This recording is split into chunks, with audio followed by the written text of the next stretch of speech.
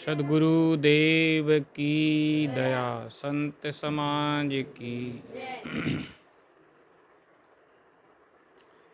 मेरे हृदय मंदिर के आराध्य देव पूज्यपाद गुरुदेव जी, पूजा के योग्य संत समाज, धर्म प्रेमी बंधु एवं माताएं,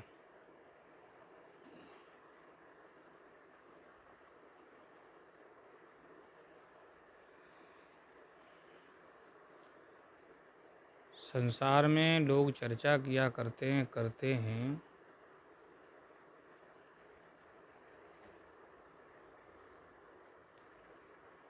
कि गुरु भजन करो, गुरु भजन करो, गुरु की सेवा करो। विचारणीय बात ये है, गुरु कहिए, हरि कहिए, परमात्मा कहिए, सद्गुरु कहिए, इनका भजन कैसे हो सकता है और कब हो सकता है। वास्तव में बिना सद्गुरु के भजन के, बिना हर भजन के जीवन उद्धार हो ही नहीं सकता है। परंतु भजन करने का तौर तरीका समझा जाए। भजन कब कर सकता है भक्त, ये मानव प्राणी कब भजन कर सकता है सद्गुरु का, गुरु का, हरि का।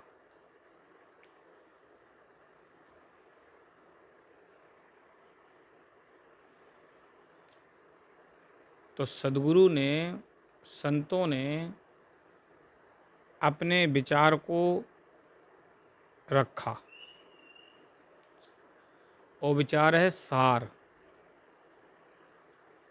साधु जनों का, संत जनों का, गुरुजनों का जो मत है, सारग्राही मत, सत्य मत है, वो प्रकट कर दिया। सद्गुरु कबीर साहब जी ने कहा है, आपा तजे हर भजे, नक्सिक तजे विकार, सब जीवों से निर्भय रहे, साधु मता है सार। इनमें जो भी शब्द आए हैं, इनको विचार पूर्वक श्रवण करना है, उस पर ध्यान देना है। तो हरि भजन, हम सद्गुरु का भजन, गुरु का भजन कब कर सकते हैं? गुरु का भजन करने के लिए सही ढंग से अगर हम भजन करना चाहेंगे, तो उससे पहले मुझे क्या करना होगा? आपा को त्याग दो। आपा क्या है? जो हमने अपना माना है, उसका अहंकार त्याग दो। हमारा अपना क्या माना है हमने? कि तन मेरा है, धन मेरा है, पद मेरा है। जितना भी हमने अपना कुछ माना है, और मान करके हमने उसका अहंकार किया। अहंकार उसी वस्तु का होता है जो मनुष्य अपना मान लेता है। जिसको तन मन धन, तन धन पद जो भी है, अधिकार अपना जो माना है, और उसको मान करके अहंकार किया,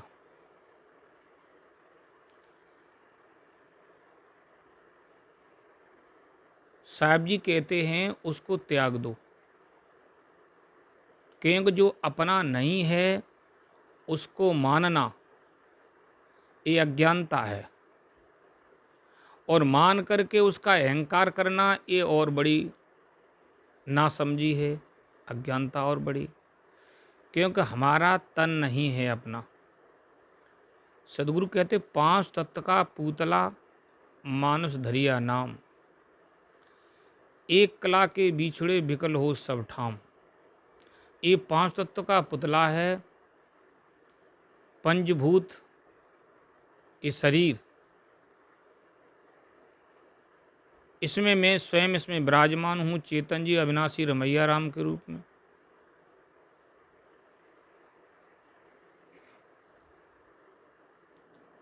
इसका मनुष्य नाम है, परंतु एक कला वो है स्वयं आत्मज्ञान। अपनी स्वयं की जो कला है वो आत्म कला है। उसके जाने बिना, उसके बोध के बिना सदगुरु कहते व्याकुल दम दिश धाय। दसों दिशाओं में भ्रमण करता है, भटकता है। सबसे पहले तो ये मनुष्य जीवन में इंसान बेचैन रहता है, अशांत रहता है, चिंतित रहता है, कलेश में रहता है। इसका कारण है अपने आप का बोध न होने के, अपना स्वयं का न बोध होने का।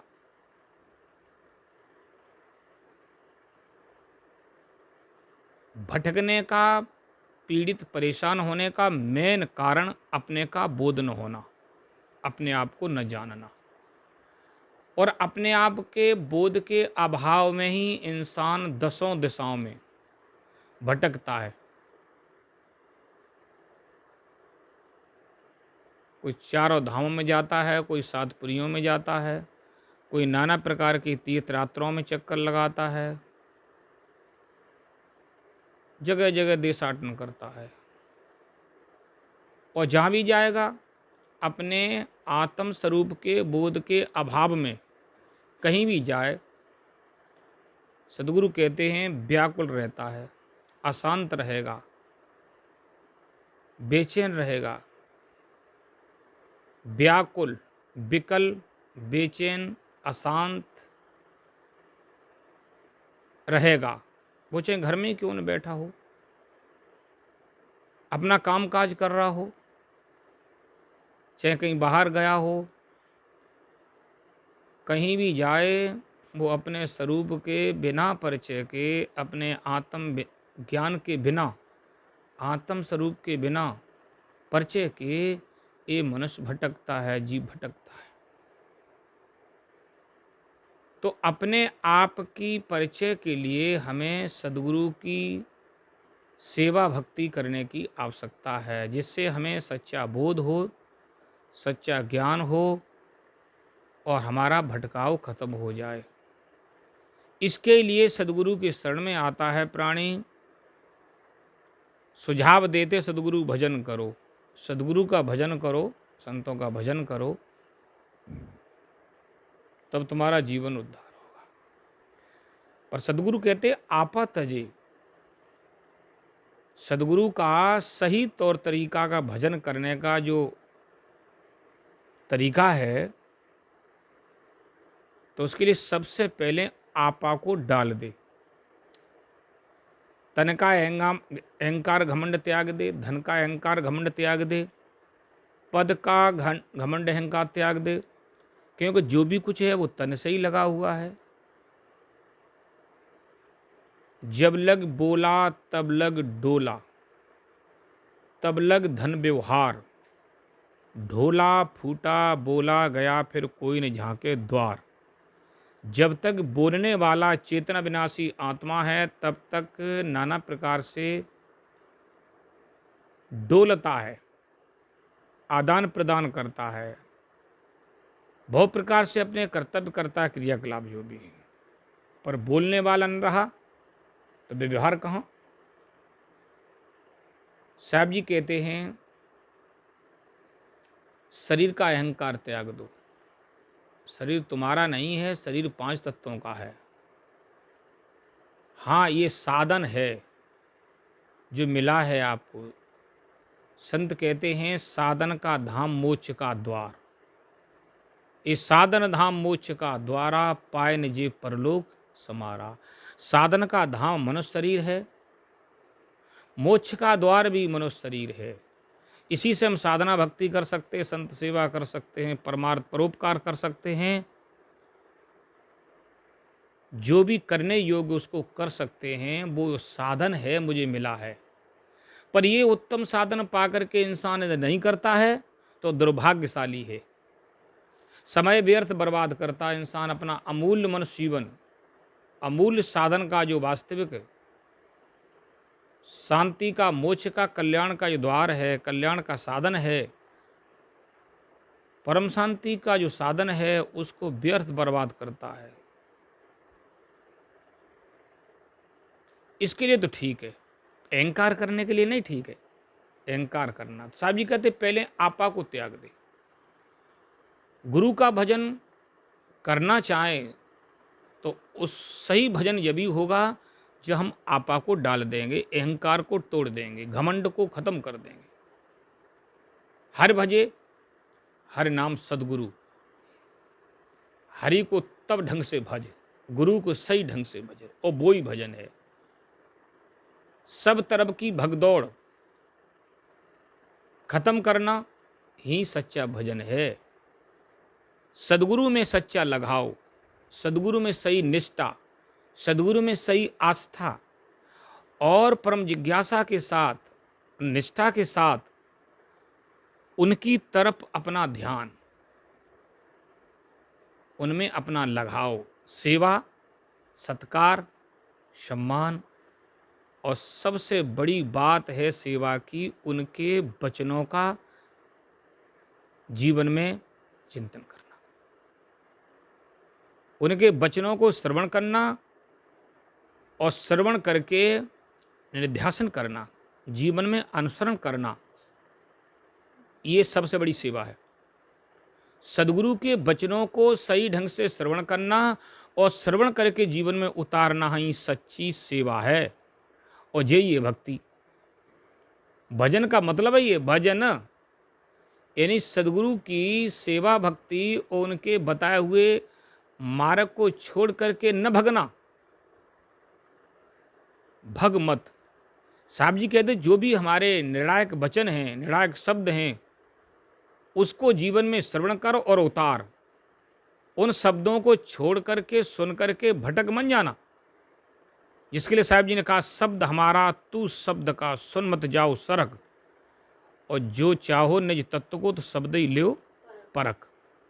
अगर चाहे अपना निज तत्व, निज बोध, आत्म शांति, आत्म कल्याण, तो शब्दों को परख ले, शब्दों को समझ ले। जो निर्णायक शब्द हैं तुम्हारे हित कल्याण के, उनको समझ ले। साहब जी कहते आपा तजे हर भजे। सही हरि को भजने के, भजन करने का तौर तरीका यही है कि आपा को तब हरि भज। अब हरि को समझ लेना।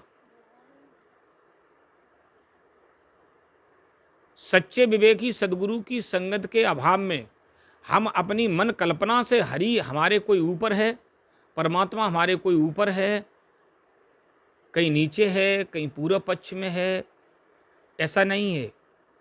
हरि का सही अर्थ है सदगुरु, जो सत्य ज्ञान देकर के अज्ञान का हरण करते हैं। अज्ञानता का हरण, काम क्रोध लोभ मोह अहंकार का हरण कर लेना, ये अज्ञान कृतकार हैं। और इन सब का हरण सदगुरु के ज्ञान से होता है, सदगुरु के बोध से होता है, उनकी भजन भक्ति से होता है। इसलिए सदगुरु को ही हरि कहा है। सच्चा ज्ञान दे करके भक्तों के अज्ञान को हरण कर लेना, यही है हरि भजन। तो हरि नाम यानी सच्चे सदगुरु। आपा तजे हर बजे नक्सिक तजे विकार। साहब जी कहते हैं नक से सिका तक, एड़ी से चोटी तक जितने विकार हैं उनको सबको त्याग देना। अगर इनको त्याग देंगे तो हमारा जीवन बड़ा अच्छा होगा, सुंदर होगा। सकलो दुर्मत दूर कर अच्छा जन्म बनाओ, यानी सकलो नाम सब प्रकार की दुर्मत कहते बुराइयों को जब दूर कर दोगे तो तुम्हारा जीवन अच्छा हो जाएगा, शांत में हो जाएगा, सुकून में हो जाएगा, आनंद में हो जाएगा। इसलिए नक्सिक तजे विकार, नक से सिका तक अपने विकारों को, बुराइयों को, अवगुणों को, अमलों को त्याग देना ही ये है। सब जीवों से निर्भर रहे। चौथी बात, सब जीवों से निर्भर रहे। साधु मता है सार। संत मत, सदगुरु मत क्या है? मत नाम विचार। उनका विचार क्या है? अगर तुम सर्व सुखी होना चाहते हो, परम शांति पाना चाहते हो, जीवन में सुख शांति चाहना चाहते हो, घर में अगर आप अपने घर को, अपने गृह को स्वर्ग बनाना चाहते हो, सुख में रहना चाहते हो, शांत में रहना चाहते हो, तो क्या कहा? सब जीवों से निर्वैर रहे, साधु मता है सार। सब जीवों से निर्वैरता का व्यवहार करना, प्रेम पूर्वक रहना और सब में अपना भाईचारा रखना। जो जिस प्रकार जिसका पद है उनका सत्कार और सम्मान करना। अगर माता पिता हैं तो उनके वचनों को श्रवण करना, उनका सत्कार सम्मान करना, उनका आदर करना, उनको तन से मन से वचन से किसी प्रकार से पीड़ा न पहुंचाना। बड़े भाई हैं तो उनका सम्मान करना। घर में जो भी सम्मानी हैं बड़े, अपनी तरफ से उनका सम्मान करना, आदर करना। और बड़ों का कर्तव्य है छोटों को प्यार स्नेह देना। यानी जितने सुजाति हमारे बंधु हैं सब में आत्म भाव रखना, सुजाति बंधु का भाव रखना।